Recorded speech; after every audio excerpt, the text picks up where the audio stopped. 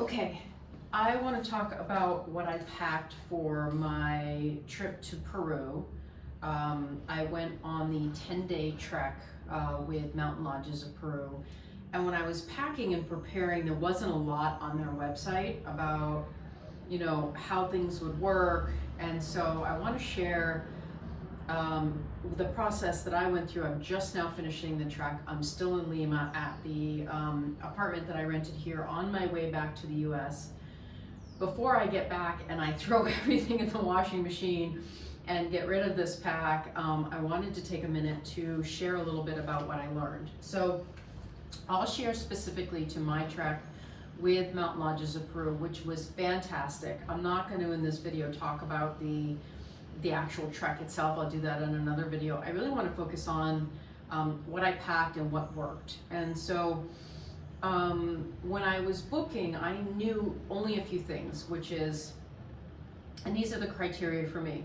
I wanted to make sure that I packed in a pack that could go in overhead in the airplane. I didn't want to have to check a bag. I traveled for 3 weeks, so I'm almost at the end of 3 weeks. I co-worked for a week, I trekked for 10 days, and then I'm spending a couple days in Lima before I head back to the US on a red eye tonight. So this is the 55 liter Osprey. It's called the Fairview 55. It fits in the overhead of the plane. So, and it's pretty good about what you can store in it. I'm gonna go through what that looks like. The other thing is it has a zipper on the front that you can put the day pack on. So there were times at the very end where I zipped the day pack onto the front and then covered it, and then Mountain Lodges of Peru moved it to the next lodge for me. But for the most part, this is the pack that had all my stuff in it, and then I used the day pack on my trek. To and from Peru, from an airplane perspective, I was able to put this in the overhead and then fill my day pack with things like my computer, my laptop, my other electronics, water, some snacks, and hand sanitizer, a mask, things like that that I needed regular access to. So I really like this pack. It's small. I've been living out of it for 3 weeks. Certainly there's laundry along the way that I did every probably 3 or 4 days. So it worked out. It's certainly not a time for a lot of high fashion, a lot of different outfits. It's a time for mix and matching pants and sweatshirts and layers of shirts and those types of things. So let me go through some of the mechanics for you. So this pack was really great. The other thing that I did is I bought these packing cubes. So you're probably familiar with packing cubes. I love them every time I travel. They're really great to have, to unzip, pull out one thing, things are organized, like underwear, bras, socks in one, and maybe pants, leggings, and heavier things in another.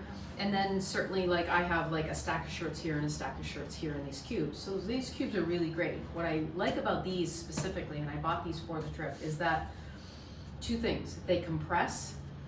So there's none of those rolly bags where you compress out the air. These actually compress, and I'll show you how I do that in a minute. And the other thing is, I think they said they were waterproof.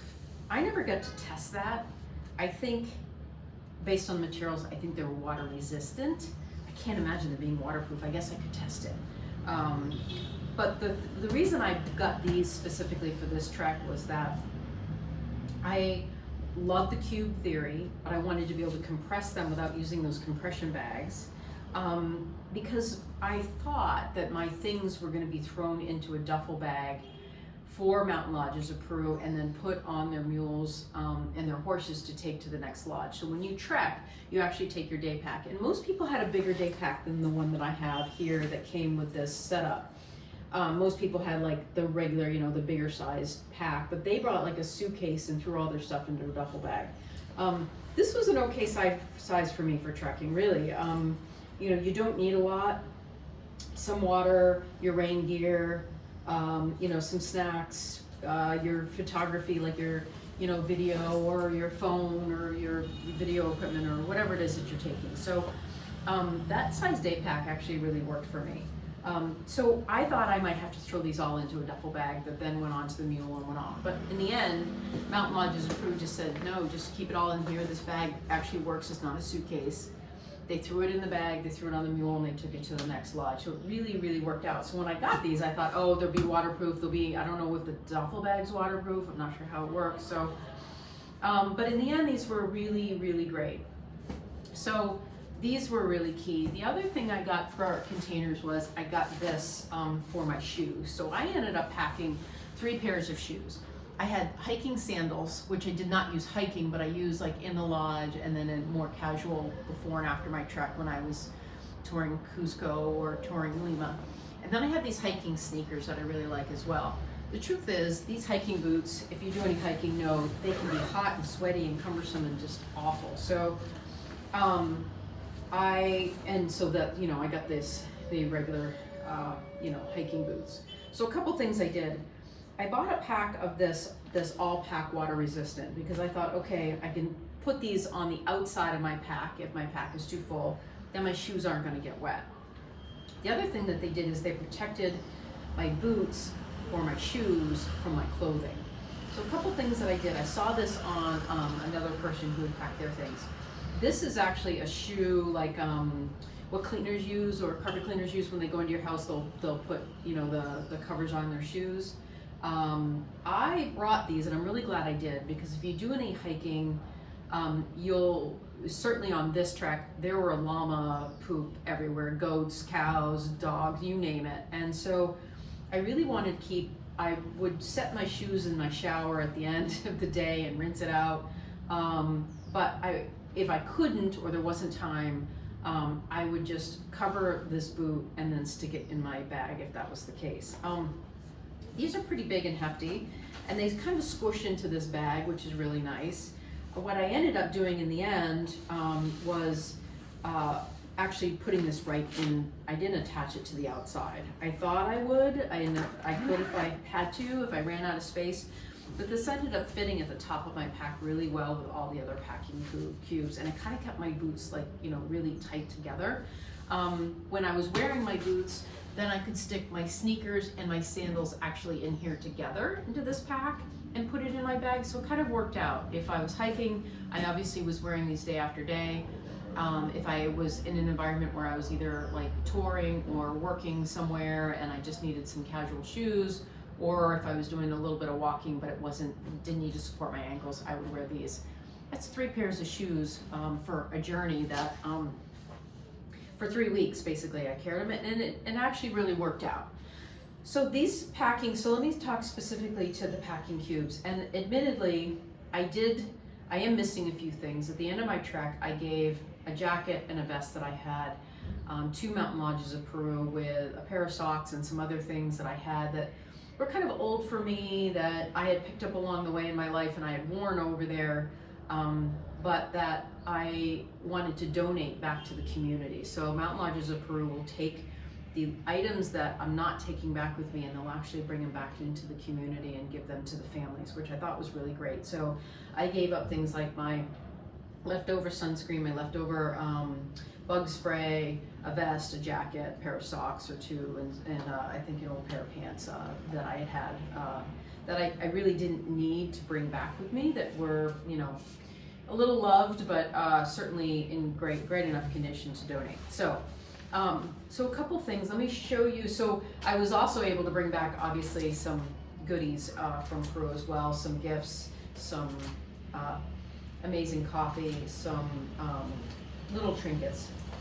The other thing that I did that I really appreciate now is that I use this little pack and kept it on me all the time, not while I was with Mountain Lodges of Peru, because it was a very amazing trip with lots of protocols and I didn't have to worry about it. But for me, traveling alone, if I had to go into my day pack every time I needed my passport or money, I knew that I was going to end up being in a hurry and just sticking my boarding pass or my whatever it is that I had in my hands somewhere inside my bag. So I carried this on me. I have other carrying cases that I use when I travel in Europe that are a little bit bigger. I really liked this little one because it could stay really tight. I didn't want to do any of those like in-body ones or any of that. I needed something that was simple, organized, and I had a system. I had a system of where my phone went, where my credit card went, my passport was readily available. My phone slid right into the front of it, although I have a pair of pants that has the pocket for the phone. You know, you use your phone for your boarding pass, or certainly for you know, texting and communicating and all that. So having this readily available and being able to slide this in the front of my pack, the front of this bag, along with my passport, you know, here, and then the money part is in here, you know, US ID here, and then, you know, cash and credit cards and things like that. So I carry this short and on me all the time. It could be underneath my jacket. It's readily available if I needed to show something. I wasn't pulling off my backpack, looking in it, trying to find it. It just doesn't work for me. I have to have systems and keep it really simple. So there's that. And then, you know, I attached my AirPods to that. I also had this little thing called the birdie. Basically, I'm not going to pull it out, but you pull this out and then the light blinks, strobe, and it screams basically. What I did is I just attached it to my bag. I'm traveling alone. I never felt like threatened, like I had to use this, but the truth is, to have it is just, why not, right? So it's called the birdie. I attached it to the back side of this purse. So again, if the purse is here, all I have to do is reach over and pull it if I had an issue. Coming to South America the first time and by myself, I just felt like there were things that I could do to kind of make it simple for me. I was a little tired when I showed up, got on the plane, I had to navigate a new place, I had to do it alone. I had now this pack on my back, 55 pounds, and I had my day pack kind of attached on the front of me. I just like to have fewer things to have to think about. So attaching this to this and then keeping this close here is great. You pull your passport in and out, you have your, you know, you're transferring like from a international flight into a domestic flight within the country, and you've got all sorts of boarding passes. I just like to keep it simple, simple, simple. So this was really great for that. Attaching the birdie, attaching my AirPods, having my phone, my passport, my money, all right here, not part of anything else, which is really great. And oftentimes I had like over a jacket or I had a scarf on that kept it right here. So, and I always could just feel it and be like, okay, yeah, it's here. So a couple things about packing. I want to talk about the cubes real quick, and talk about these two. So I wasn't sure, this bag is not waterproof. So like this, you know, these are water resistant to keep things dry, but I'm carrying electronics. I'm carrying an iPad, a laptop, some video equipment, and I wasn't sure how to best protect them. So I probably was a little overkill to start, but in the end it really worked out. A couple things. This is called the Suited Nomad. This is a waterproof bag. It is waterproof. I put it to the test. There's a big one. I think there's a medium one I left at home, and then this is a small one. The small one, I had my immediate things like my charging block, my global hotspot, one of my tripod stands, and just some basic other electronics. And I kept this basically in the front of this bag. So that if this bag did get wet, my electronics not only would be readily available and I could pull them out at TSA, but that I would keep it protected in this bag.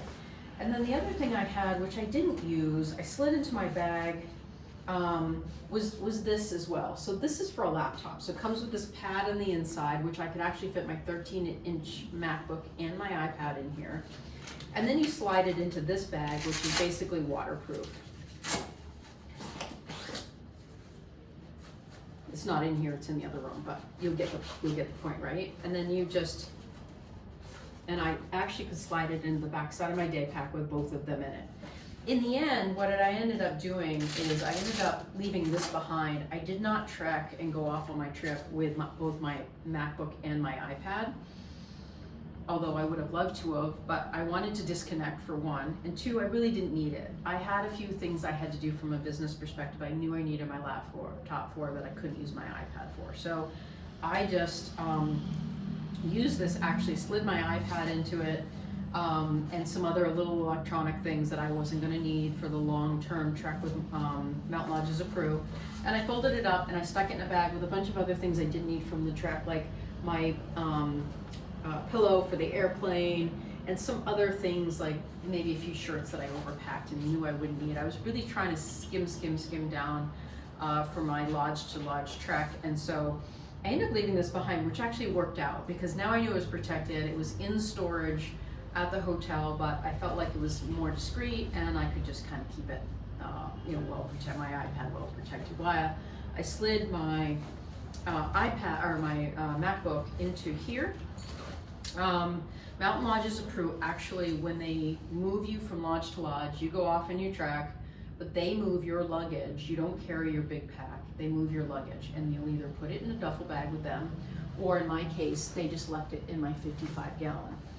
The other thing they did is I was able to take this larger bag here, slide my laptop into it, my chargers and those things, and then I carried this separately. So I actually didn't day pack with this either. It was very nice. They actually take, and it wasn't just me, it was the others that I saw that were trekking as well. They take your laptop, your small laptop bag or whatever you have protecting your laptop, and they actually carry it separately.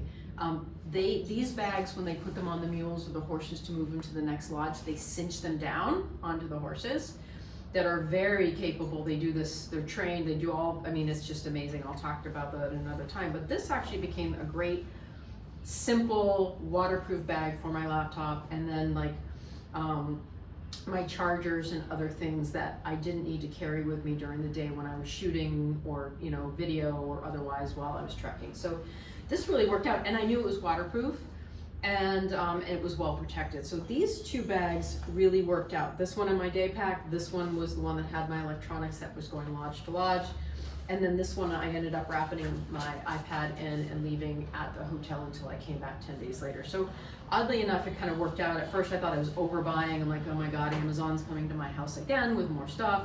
But I was really trying to figure out how to make all of that work. So this really worked out well. So I want to show you a little bit more about these bags while I can. So they're kind of interesting in the fact that there's two parts to the zipper, right?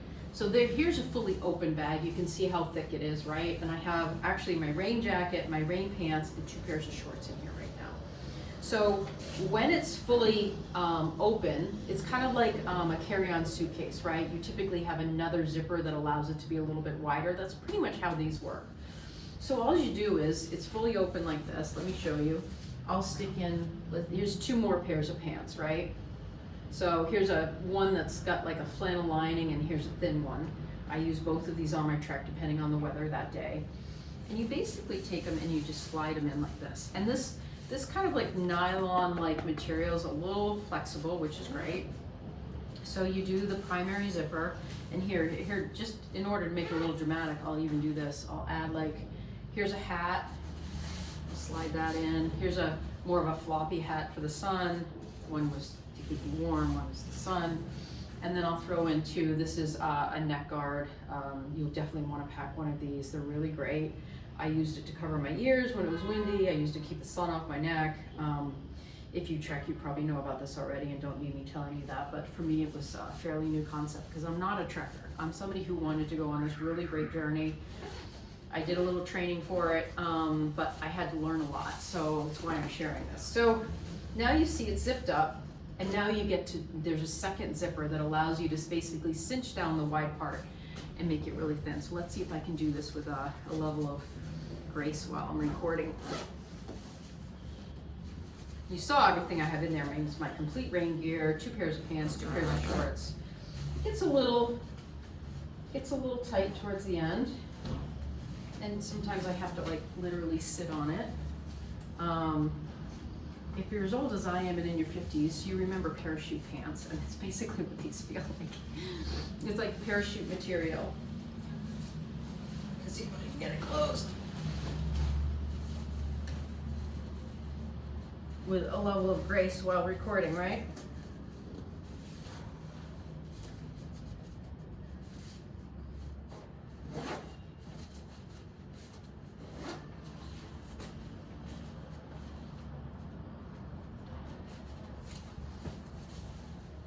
There's probably some men watching this going, I watch my wife do this all the time.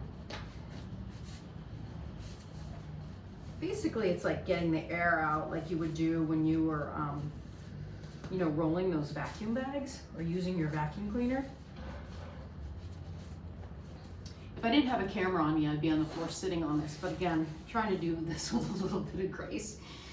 And by the way, I do these in one take, so there's no editing allowed. I'm not gonna be that complex about it. I'm gonna be pretty straight up. And I did this, you know, you have to pack your bag, repack your bag every day. So, you know, these are pretty easy to get in and out of my bag and then repack them. So here you go, there it is. You know, no stress on the zipper. It holds together really, really well. The one that you get into every day is a different color than the one you use to actually cinch it down. So you can see there's like a brown or an orange color here. This is what I would use to actually every day, you know, when you wanted to get into the packing cube, you just get into it like this. So it's really, really handy. And actually, it doesn't lose its compression. Well, if you pull something out, you might have to reorganize it. And then these great handles. So essentially, if I did need to throw them into a duffel bag or something, you would just literally throw your stuff in. So I have two of these bigger ones, two of these smaller ones. And the way I packed these was a part in the back and a part in the front. So like maybe sports bras and then maybe shirts, right? Shirts would go in the front. Again, they get really deep. And then you just zip them up, and then you zip up the second zipper, right? So I'm not going to do that again on camera, but you get the point. And they come out something like this. So two of these bigger ones, two of the smaller ones, one of these non-compressible kind of the sleeve type ones. I put my socks and my underwear and stuff in there. You can, again, it's great material, so you just, you know, stuff it and then zip it up. And then it comes with this laundry bag, which I did use. I did laundry on the 10-day trek, like every 2 or 3 days. Part of my trek was on horseback, so you know, some of my pants were a little horse-like or horse-smelly, so I would throw them in this, and then I would throw it into the zipper part of my bag. And then when I got to whatever lodge it was, I just handed them this bag. They washed the bag and the laundry, and then gave it back the same day. It was really great. Packed an old hat. Of course, at this time, we're still doing a little bit of masks, which are great. The other thing that I did is I used the Apple tags on my luggage. I just like, again, I like to keep things really simple. I never had to use it, but it was interesting occasionally to go, okay, you walk away and it says, oh, Apple tag, Osprey pack is left behind. You're like, okay, yep, it was supposed to be left behind. I have another one, obviously, in this bag, my day pack as well. The other thing I did is I bought a lot of these lanyards, and I just hung them everywhere off my bag. So I have like little ones like this, and then big ones like this. You never know what you need to attach. TSA or the crew never worried. Like I have, at times I would hang my jacket off the back of my 55-gallon because I'd have like a sweatshirt on the plane plus a jacket plus a rain, you know, maybe a rain jacket or something. And they never said anything about, you know, how wide or big my pack got. I think maybe, I see other packers too, I think maybe jackets and shoes hanging off a pack are okay. Because I had so much coming back, my big pack, this one that I had my my laptop in for trekking, I actually have this now hanging off my 55-gallon when I'm actually going from airplane to airplane. Nobody said a word. You see people carrying like pillows and stuff. So, you know, what I do is, so now I've got stuff I'm bringing back, like, you know, gifts and things like that. So I put in the bottom of this, hooked it to the front of this, and then laid my jacket over it. So far, nobody has said a word to me about that, either coming or going. I'm going to my last leg tonight, so hopefully there's no problem. Basically what I do is I just detach it from this 55-gallon, throw the 55 up in the overhead. It fits perfectly. And then I put it under the seat along with this. And it's just got, you know, again, a few things in it that just aren't quite making it into my bag. So shoes, I'll wear one of those pairs, and then I will stick probably the sandals or the sneakers in this bag. Two of these big packs, two of these smaller ones, this one, my shoes, and then I have a toiletry bag, which is in the bathroom, which I have one that lays flat. So essentially, I stack these in this 55-gallon. On the top, I slide my flat toiletry bag, which I have some great finds that I'll share at another time. Slide that on the top, stack in my shoes, stack in some things on the top, and I'm good to go. So it's been, you know, the process trekking with Mountain Lodges of Peru and this setup really worked for me, and I hope there's a few things here that I've shared that you enjoyed. Thanks for letting me share.